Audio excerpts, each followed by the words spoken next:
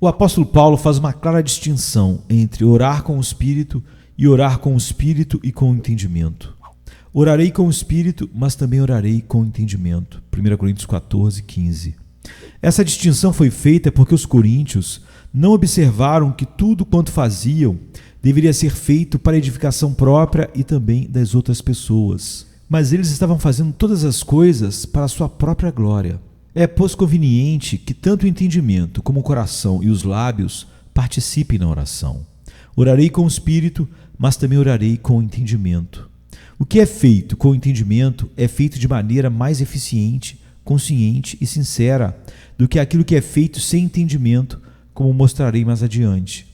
Isso foi o que fez o apóstolo rogar pelos colossenses, para que Deus os enchesse do conhecimento da sua vontade em toda a sabedoria e inteligência espiritual. Colossenses 1:9.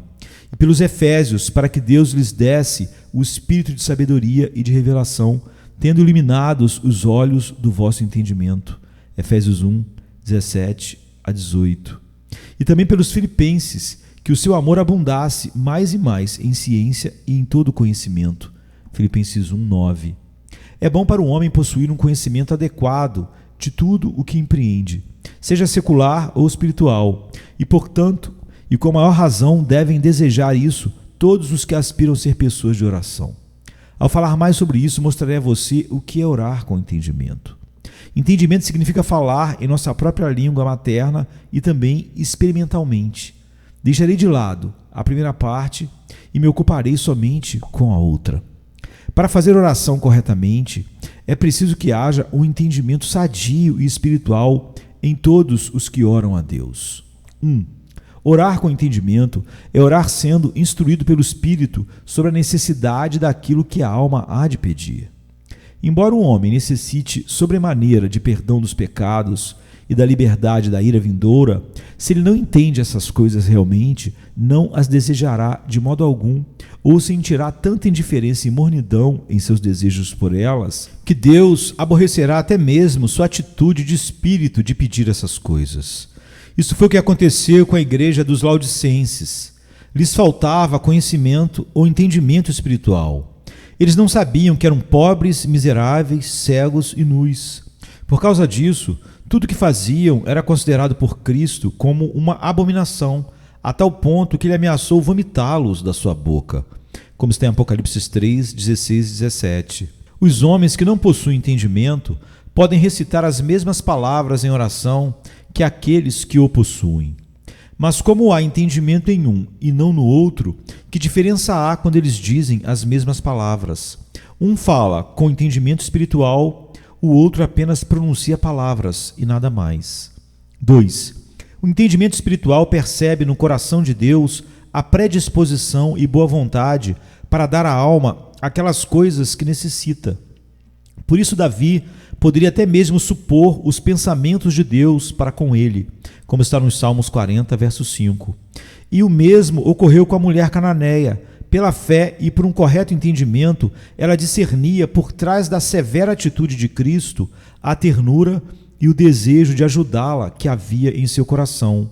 E isso a fez ser veemente e fervorosa, ainda mais constante, até que chegou a desfrutar da misericórdia que necessitava, como está em Mateus 15, 22 a 28. Não há nada que induza tanto a alma a buscar a Deus e a clamar por perdão, quanto o entendimento de que no coração de Deus há o desejo de salvar os pecadores. Se um homem visse uma pérola de grande valor oculta no barro, passaria de largo sem se preocupar, por não entender o seu valor. Mas uma vez que a percebesse, ele arriscaria até mesmo seu pescoço para obtê-la. Assim ocorre com as almas no que diz respeito às coisas de Deus. Uma vez que chegaram a entender o seu valor, seu coração e todo o poder de sua alma correm atrás delas, e não cessam de clamar até que as obtenham. Os 2 homens cegos do Evangelho, sabendo certamente que Jesus que passava por ali podia e queria curar as enfermidades que os afligiam, clamaram, e ao verem-se repelidos, clamaram com mais força ainda, como está em Mateus 20, de 29 a 31. 3. Uma vez que o entendimento tem sido espiritualmente iluminado, descobrimos como a alma deve se aproximar de Deus, e isso serve de grande encorajamento. A miserável alma é semelhante a alguém que tem uma obra a cumprir, e se não a fizer, correrá grande perigo. Mas também, se conseguir fazê-la, grande é a vantagem. Mas ela não sabe como começar, nem como prosseguir. Então, em meio ao desencorajamento, abandona tudo e corre o risco. 4. O entendimento iluminado vê nas promessas de Deus suficiente generosidade para sentir-se encorajado a orar, o que lhe acrescenta força sobre força. Quando os homens prometem certas coisas a outras que as desejam, isso se constitui em um motivo de encorajamento para aqueles que conhecem tais promessas. O mesmo ocorre com aqueles que conhecem as promessas de Deus. Elas encorajam aquelas que desejam o que é prometido nelas. 5. Uma vez iluminado o entendimento, está aberto o caminho para que a alma se achegue a Deus com argumentos apropriados, às vezes na forma de luta, como no caso de Jacó, em Gênesis 32, às vezes em forma de súplica, e não apenas verbalmente, mas mesmo a súplica feita no coração, quando é produzida pelo Espírito, através do entendimento. Tais argumentos efetivamente movem o coração de Deus. Quando Efraim chega a compreender corretamente qual foi a sua atitude ímpia para com o Senhor, começa a lamentar-se, como está em Jeremias 31, de 18 a 20. E ao lamentar contra si mesmo, emprega tais argumentos que comovem o coração do Senhor, obtém o seu perdão e se faz agradável aos seus olhos por meio de Jesus Cristo, nosso Senhor. Bem ouvi eu que Efraim se queixava, diz Deus. Castigaste-me e fui castigado, como novilho ainda não domado. Converte-me e converter-me-ei, porque tu és o Senhor meu Deus. Na verdade que, depois que me converti, tive arrependimento, e depois que fui instruído, ou recebi instrução a respeito de mim mesmo, bati na minha coxa, fiquei confuso e também me envergonhei, porque suportei o opróbrio da minha mocidade. Essas são as queixas e lamentações de Efraim contra si mesmo, diante das quais o Senhor irrompe nas seguintes expressões capazes de derreter um coração. Não é Efraim para mim um filho precioso, criança das minhas delícias? Porque depois que falo contra ele, ainda me lembro dele solicitamente. Por isso se comovem por ele as minhas entranhas. Deveras me compadecerei dele, diz o Senhor. Jeremias 31, 20. Deste modo, vocês podem perceber que é necessário orar com o espírito, mas também com o entendimento. E para ilustrar o que foi dito, digamos, por acaso, que 2 pedintes batam à sua porta. Um deles é pobre, aleijado, está ferido e quase morto de fome. O outro é vigoroso e saudável. Estes 2 usam as mesmas palavras em sua mendicância. O primeiro diz que está quase morrendo de fome, o outro diz o mesmo. Entretanto, o homem que é de fato pobre, aleijado e faminto é o que fala com mais sentido, experiência e compreensão das misérias que menciona em seu pedido. E ele pode ser percebido pelo modo fervoroso de auto-humilhação. Sua dor e pobreza lhe fazem falar em um espírito de maior lamentação do que o outro. Por isso será socorrido antes por qualquer pessoa que tenha um pouco de afeto ou compaixão natural. É assim também com Deus. Alguns oram por costume e formalidade, outros na amargura de seus espíritos. Um ora por mera noção e por puro conhecimento intelectual. Em outro, as palavras são pronunciadas na angústia de sua alma. Sem dúvida, este é o homem para quem Deus olhará, para o pobre e abatido, humilde de espírito, e que treme da minha palavra. Isaías 66, 2. 6. O entendimento bem iluminado é também de admirável utilidade, tanto no que se refere ao tema como à maneira de orar. Aquele que possui uma compreensão exercitada para discernir entre o bem e o mal, e um senso da miséria do homem e da misericórdia de Deus, não necessita que os escritos de outros homens lhe ensinem a clamar por meio de fórmulas de oração. Da mesma forma que, ao que sente dor, não é necessário ser ensinado a dizer ai. Aquele cujo entendimento foi aberto pelo Espírito não tem necessidade de imitar as orações de outros homens, como se não pudesse orar sem isso. A experiência presente o sentimento e a pressão que pesam sobre o seu espírito fazem com que expresse com gemidos sua petição ao Senhor. Quando as dores da morte atingiram Davi e as angústias do sepulcro lhe rodearam, não precisou que um bispo em uma sobrepeles lhe ensinasse a dizer: livra agora, ó Senhor, a minha alma, como está no Salmo 116, 13 e 4. Nem consultar um livro para ensinar-lhe uma fórmula de oração para derramar o seu coração diante de Deus. Por natureza, quando os homens estão enfermos, quando lhes aflige a dor e a enfermidade, seu coração desabafa em doloridos lamentos e queixas aos que lhe rodeiam. Esse foi o caso de Davi no Salmo 38, de 1 a 12. E esse também, bendito seja o nome do Senhor, é o caso daqueles a que é concedida a graça de Deus, e eles veem a miséria em seu coração e em sua vida, precisando da graça soberana de Deus. 7. É necessário que haja um entendimento iluminado, a fim de que a alma seja levada a perseverar no dever da oração. O povo de Deus não ignora os muitos ardis, truques e tentações que o diabo usa para fazer com que uma pobre alma, verdadeiramente desejosa de ter o Senhor Jesus Cristo, chegue a cansar-se de buscar a face de Deus e a pensar que ele não quer ter misericórdia de alguém como ela. Sim, diz Satanás, você pode orar o quanto quiser, porém não prevalecerá. Veja seu coração duro, frio, torpe e embotado. Você não ora com o espírito, não ora com verdadeiro fervor.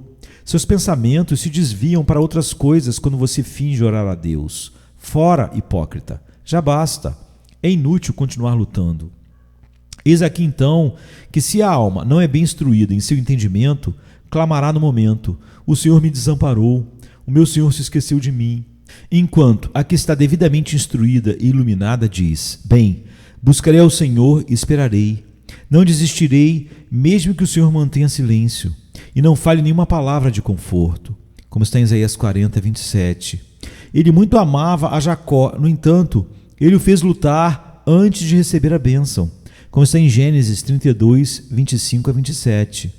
Os aparentes atrasos de Deus não são provas do seu desagrado. Às vezes, é possível que esconda seu rosto dos santos que mais ama. Deus gosta de manter seu povo orando e de encontrá-los continuamente batendo à porta do céu. Pode ser, diz a alma, que o Senhor esteja me provando, o que lhe agrada ouvir, como lhe apresento, gemendo, a minha condição. A mulher cananeia não quis considerar como negativas reais aquelas que eram somente aparentes. Ela sabia que o Senhor era gracioso. O Senhor vindicará o seu povo, ainda que seja tardio para com eles, como está em Lucas 18, de 1 a 6. O Senhor tem me esperado muito mais tempo do que eu a ele.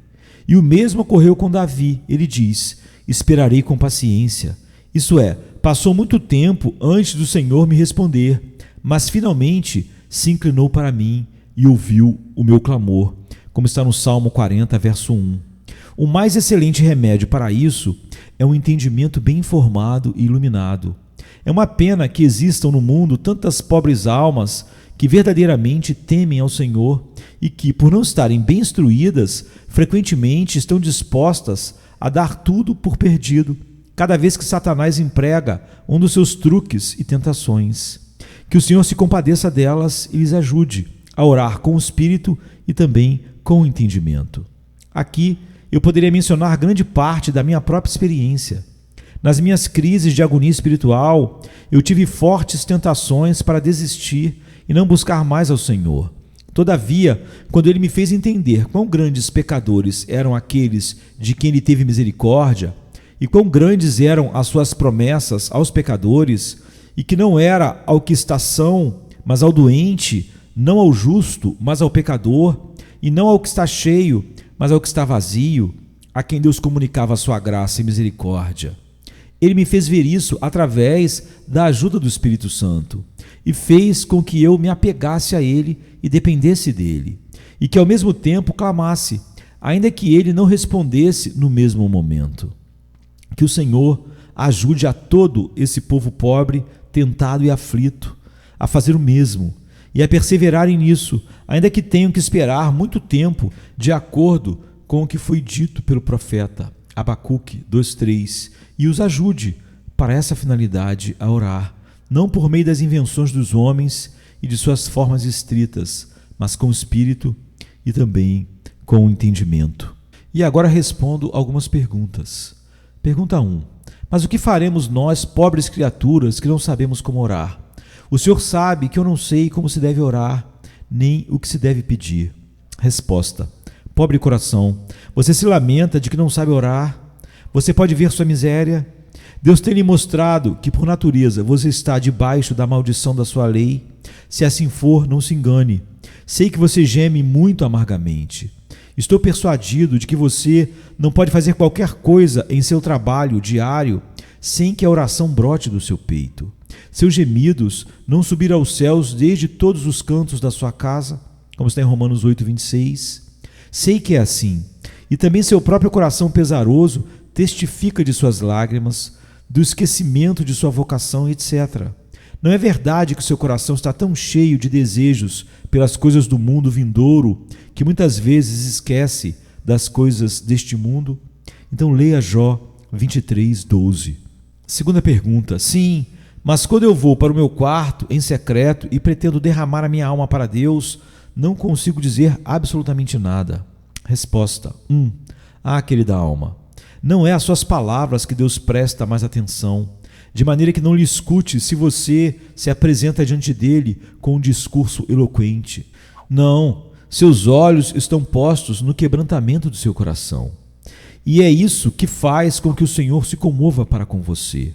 A um coração quebrantado e contrito não desprezarás, ó Deus. Salmos 51, verso 17. E 2. A escassez de suas palavras pode ser devido a muita tribulação do seu coração.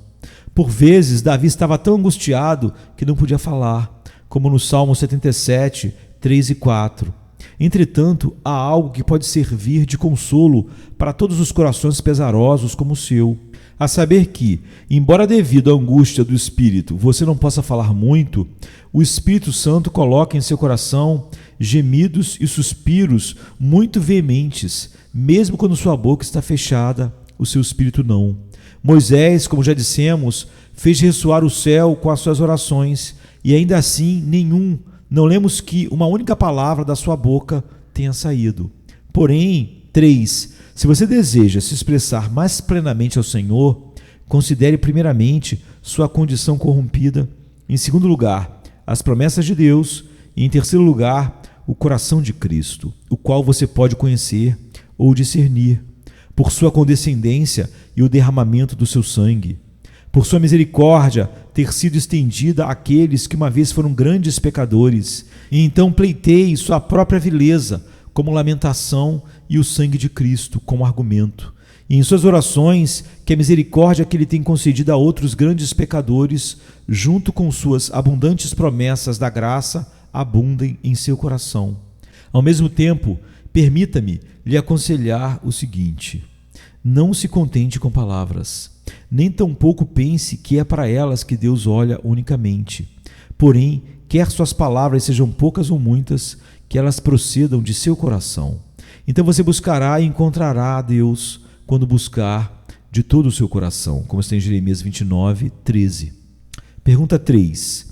Mas se aparentemente você tem falado contra todas as formas de orar que não seja pelo Espírito Santo, por que você está dando instruções agora? Resposta.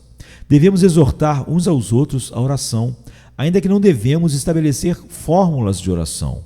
Exortar a oração com instruções cristãs é uma coisa, e escrever fórmulas para limitar o Espírito de Deus é outra. O apóstolo não dá nem mesmo um mínimo de fórmula de oração, porém insta conosco para que oremos. Efésios 6,18, Romanos 15, 30 e 32. Portanto, ninguém deve tirar a conclusão de que, por darmos instruções referentes à oração, é lícito fórmulas de oração. Pergunta 4. Mas se nós não usarmos fórmulas de oração, como ensinaremos nossos filhos a orar? Resposta. Minha opinião é que os homens seguem um método errado para ensinar seus filhos a orar, ensinando-lhes precocemente a recitar frases, como é um costume comum a muitas pobres criaturas. Me parece muito melhor dizer-lhes que, por natureza, são criaturas malditas que estão debaixo da ira de Deus por causa do pecado original e do seu próprio pecado atual. Explicar-lhes também qual é a natureza da ira de Deus e a duração da miséria. Se eles estiverem conscientes disso, aprenderão a orar muito mais cedo. A maneira de aprender a orar é através da convicção do pecado, um método que também serve para ensinar nossos amados filhinhos. Fazê-lo de outra maneira, ou seja, esforçar-se para ensinar às crianças fórmulas de oração antes que saibam qualquer outra coisa, é a melhor maneira de torná-los hipócritas malditos e de fazer com que eles fiquem inchados de orgulho. Ensinem, pois, os seus filhos a conhecerem o infeliz estado e condição em que se encontram. Fale para eles a respeito do fogo do inferno e de seus pecados, da perdição e da salvação, da maneira de escapar de uma e gozar da outra, se é que vocês as conhecem. Isso fará com que doces lágrimas brotem dos olhos dos seus pequenos e que lamentos sinceros lamentos saltem dos seus corações. Então poderão dizer-lhes a quem e através de quem eles devem orar. Poderão também falar a seus filhos sobre as promessas de Deus e de sua eterna graça estendida aos pecadores, de acordo com sua palavra. Ah, pobres filhos queridos, que o Senhor abra seus olhos e faça deles cristãos e santos. Davi diz: vinde, meninos, ouvi-me, eu vos ensinarei o temor do Senhor. Salmos 34, 11. Certamente ele não diz: vou amordaçá-los mediante uma fórmula de oração, mas vos ensinarei o temor do Senhor. E isso significa: vos ensinarei a ver o seu triste estado natural e instruí-los na verdade do Evangelho, o qual, por meio do Espírito, pois isso produzirá oração em todo aquele que em verdade o aprende. Quanto mais ensinarem isso aos seus filhos, mais eles derramarão seus corações em oração a Deus. Deus nunca considerou a Paulo como um homem de oração, nem tampouco considerará a outros até que ele foi feito um homem convicto e convertido, como Atos 9:11 diz. Pergunta 5. Mas como se explica o fato de os discípulos pedirem a Cristo para ensiná-los a orar, como também João ensinava aos seus e em seguida ele deu-lhes a fórmula que hoje chamamos de Pai Nosso? Resposta: não somente os discípulos, mas nós também queremos ser ensinados por Cristo. E uma vez que não está aqui pessoalmente para nos ensinar, que ele o faça pela sua palavra e pelo seu Espírito, pois ele disse que enviaria o Espírito para substituí-lo quando partisse, em João 14, 16 e 16, 17. E 2. Quanto ao que foi chamado de fórmula, eu não posso crer que o propósito de Cristo fora dá-lo como tal e de uma maneira tão restritiva, e isso por algumas razões. Porque ele mesmo ensina o contrário, segundo inferimos ao consultarmos Mateus 6 e Lucas 11. Enquanto que se houvesse dado uma fórmula de oração inalterável, ele não a teria alterado. Não encontramos que os apóstolos tenham jamais observado semelhante fórmula, nem tampouco que exortaram outros a fazê-lo. Examine todas as suas epístolas e percebam que, ainda que eles tenham sido tão eminentes como qualquer outro no que diz respeito ao conhecimento para discernir e à fidelidade para praticar, não oravam segundo o mundo mais tarde quis impor. Mas, em suma, cremos que Cristo, com essas palavras, Pai Nosso e etc., efetivamente instrui aos seus sobre os princípios que devem ser observados em suas orações a Deus. 1. Orar com fé. 2. Orar a Deus no céu. E 3. Pedir o que é conforme a sua vontade, etc. Ou seja, essa oração constitui um modelo ou padrão para a oração. Pergunta 6. Mas Cristo manda orar pedindo o Espírito. Isso significa que os homens sem o Espírito também podem orar e serem ouvidos? Veja Lucas 11, de 9 a 13. Resposta: o discurso de Cristo, nesse caso, é dirigido aos seus discípulos e aos que são seus, como está em Lucas 11, 1. Quando Cristo lhes diz que Deus daria o seu Espírito Santo para aqueles que o pedissem, devemos entender esse dom como um acréscimo, porque se tratava dos discípulos, os quais já tinham certa medida do Espírito. Ele diz: quando orardes, dizei, Pai Nosso, verso 2. Digo-vos, verso 8, e eu vos digo, verso 9, pois se vós, sendo maus, sabeis dar boas dádivas aos vossos filhos, quanto mais dará o Pai Celestial o Espírito Santo àqueles que lhe o pedirem. Verso 13. Os cristãos, embora Deus já tenha dado o Espírito aos cristãos, eles devem orar pedindo o Espírito, ou seja, mais do Espírito Santo. Pergunta 7. Então só deveriam orar os que sabem que são discípulos de Cristo? Resposta: sim. 1. Que toda alma que aspira por ser salva se derrame para Deus, ainda que pela tentação não possa deduzir que é um filho seu. E 2. Se a graça de Deus está nele, será tão natural para ele gemer por causa da sua condição, como para o bebê pedir, chorar pelo peito. A oração é uma das primeiras coisas que revelam que um homem é cristão, como está em Atos 9:11. E se essa oração é como convém, terá o seguinte caráter: haverá um desejo por Deus em Cristo, por Ele mesmo, por sua santidade, amor, sabedoria e glória. A verdadeira oração que vai a Deus por meio de Cristo está centrada nele e somente nele. Quem tenho eu no céu, senão a ti? E na terra não há quem eu deseje além de ti. Salmos 73, verso 25. Haverá um desejo de que a alma possa deleitar-se continuamente em comunhão com ele, tanto aqui como no porvir. Eu me satisfarei da tua semelhança quando acordar. Salmos 17, 15. E por isso também gememos, desejando ser revestidos da nossa habitação, que é do céu. 2 Coríntios 5, 2. A verdadeira oração é acompanhada por um esforço contínuo por aquilo pelo que se ora. A minha alma anseia pelo Senhor mais do que os guardas pela manhã. Salmo 130, verso 6. Levantar-me-ei, buscarei aquele a quem a minha alma deseja. Cantares 3, 2. Rogo-lhes que observem como há duas coisas que induzem a oração. Uma é a aversão ao pecado e às coisas desta vida.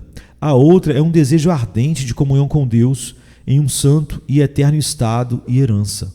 Compare somente isso com a maior parte das orações que os homens fazem e se comprovará que essas orações nada mais são do que um escárnio, a respiração de um espírito abominável a Deus. A maioria dos homens ou absolutamente não oram ou se ocupam em zombar de Deus e do mundo quando estão orando. Que apenas comparem as suas orações com a sua maneira de viver e verão facilmente que o conteúdo das orações é o que menos procuram em suas vidas. Que triste hipocrisia. Que Deus nos livre de ter um coração que diz orar e é dessa forma. Amém, queridos. Amém.